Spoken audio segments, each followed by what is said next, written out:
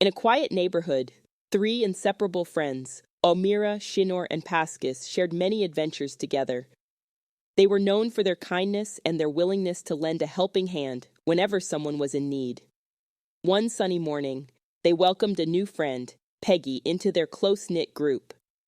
Peggy was a bubbly girl with an infectious laugh. She quickly became friends with Almira, Pascus, and Shinor, joining them in their daily escapades. However, Peggy had a problem. She often struggled to do what her parents asked of her. It seemed like her chores and responsibilities were always forgotten or ignored. One day, as the friends gathered at Omira's house to hang out, Peggy's mom called her on the phone.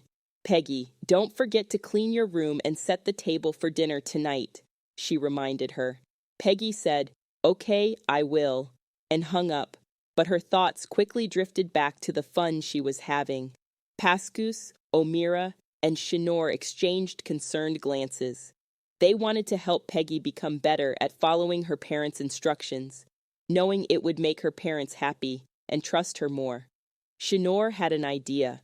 "What if we create a fun checklist for Peggy? We can draw pictures and write down what she needs to do, making it easier for her to remember her tasks." Pascus added, "And we can make it colorful and decorate it with stickers to make it even more exciting." Omira chimed in, "We can call it the Super Helper Checklist to make Peggy feel like a superhero when she completes her tasks." Excited about their plan, the friends approached Peggy. "Hey, Peggy," Omira began. "We thought of a cool game to make chores and responsibilities more fun. It's called the Super Helper Checklist." Peggy's eyes widened with interest. "How does it work?" Pascus showed her the colorful checklist they had created. "See, we wrote down all the things your parents want you to do with pictures and stickers. When you finish a task, you get to put a shiny star next to it. And when all the stars are filled, you'll be a super helper." Peggy loved the idea.